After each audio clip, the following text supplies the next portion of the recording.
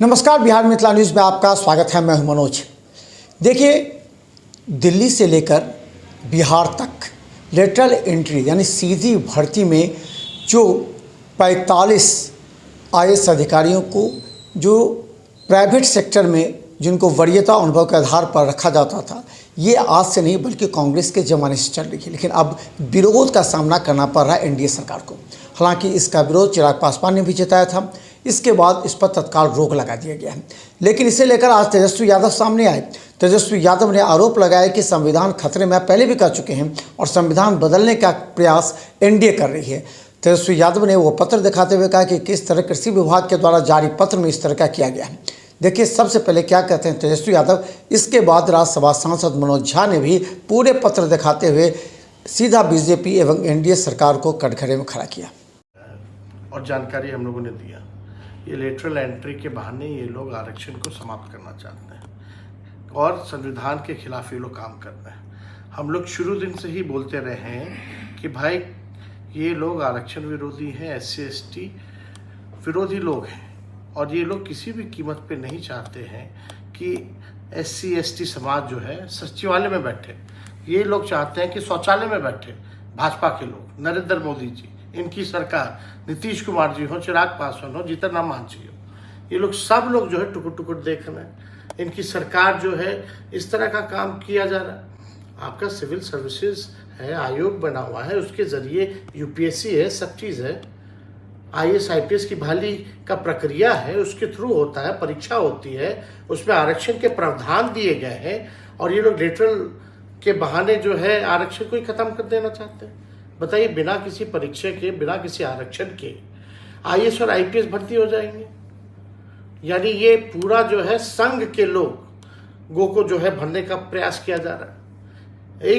इसका हम लोग पूरा कड़ा विरोध करते हैं और दुख की बात है कि ये देखिए, एक बार ही नहीं, सिर्फ लेटरल एंट्री की बात ही नहीं, सिर्फ IAS IPS की नहीं, ये एग्रीकल्चर कृषि विभाग ने जो है ये चिट्ठी निकाली है और इस चिट्ठी में साफ तौर पे देखिए वैकेंसी नोटिफिकेशन यानी एकल पत्र के बहाने जो है इन लोगों ने जो है आरक्षण खत्म करने का प्रयास किया। इस पे साफ तौर पे लिखा है, all the vacancies are unreserved, reservation orders are not applicable. ये तो हर जगह, ये हर डिपार्टमेंट में हो रहा है और हमको तो बड़ा दिक्कत हो रहा है। OBC शिवराज चौहान जो है OBC कैटेगरी से आते हैं, वो खत्म कर रहे हैं।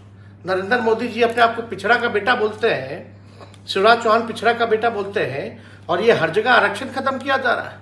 ये लोग संघ के इशारे पे काम कर रहे हैं और संघ के लोगों को भरना चाहते हैं इन सब जगहों पर। जितना भी महत्वपूर्ण पद है जहां डिसीजन मेकिंग, पॉलिसी मेकिंग होता है, वहां ये लोग नहीं चाहते हैं कि कमजोर तबका जो है, जो रिजर्व कैटेगरी में जो लोग आते हैं, पिछड़े हों, अति पिछड़े हों, दलित हो, आदिवासी हो, ये लोग जो है अहम पद पर ये लोग बैठे।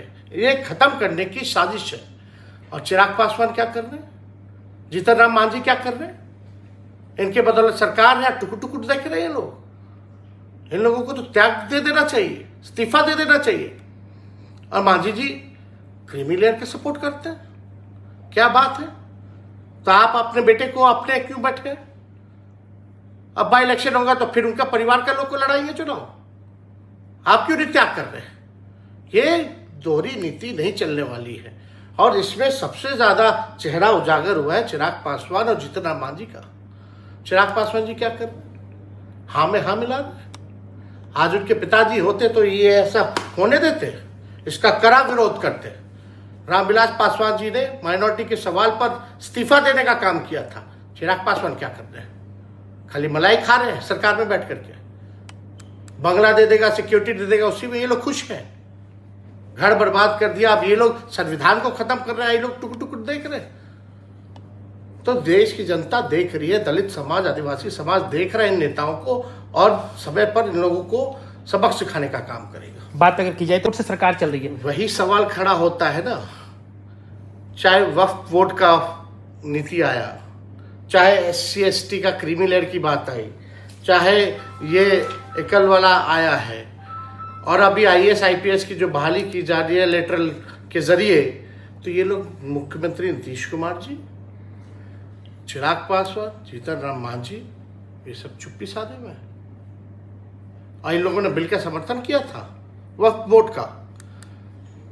तो ये लोगों का असली चेहरा जो है उजागर हो गया है। ये लोग केवल चाहते हैं कि इनका मलाई सरकार में बैठ के खाते रहो, चाहे हमारा लोकतंत्र खत्म हो जाए, आरक्षण खत्म हो जाए, संविधान खत्म हो जाए।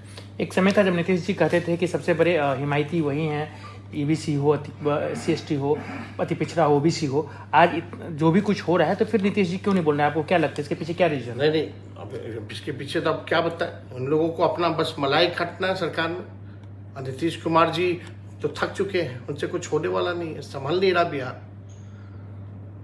आज ऐसे जगह पे बैठे हैं जो फैसला हम लोगों ने महागठबंधन ने लिया था 75% आरक्षण बढ़ाने का, उसको शेड्यूल लाइन में डालने का, उस पर आज तक चुप है, मुंह में दही जमा के बैठे हुए। तो देश की जनता जो है, बिहार की जनता इन लोगों को माफ नहीं। देखिए, आज गवर्नमेंट को जो लेटरल एंट्री वाला रोल बैक करना पड़ा, ये इसकी वजह है, दलित बहुजन आबादी की वजह है, संविधान के पैरोकारों की वजह है। 7 अगस्त को ये विज्ञापन आया लेटरल एंट्री का, इन ब्रेजेंट डिफायंस, और उसके फौरन बाद नेता प्रतिपक्ष तेजस्वी जी ने प्रेस कॉन्फ्रेंस किया और कहा कि इसको रोल बैक करना होगा, क्योंकि एक के बाद एक निर्णय आप ले रहे हैं। और मैं समझता हूं पूरे देश में जो उसके बाद ट्रैक्शन हुआ, जो लोगों को एहसास हुआ, आज यानी तारीख आप देख लीजिए, आज की तारीख क्या है। आज की तारीख में ये चिट्ठी आती है, तो ये यहां से यहां तक का सफर सरकार को खत्म करना पड़ा, रोल बैक करना पड़ा। नेता प्रतिपक्ष ने कहा, और तमाम उन चीजों पर जिस प्रकार से आप संवैधानिक प्रावधानों पर अटैक कर रहे हैं, उसको आप मानसिकता को खारिज करना होगा।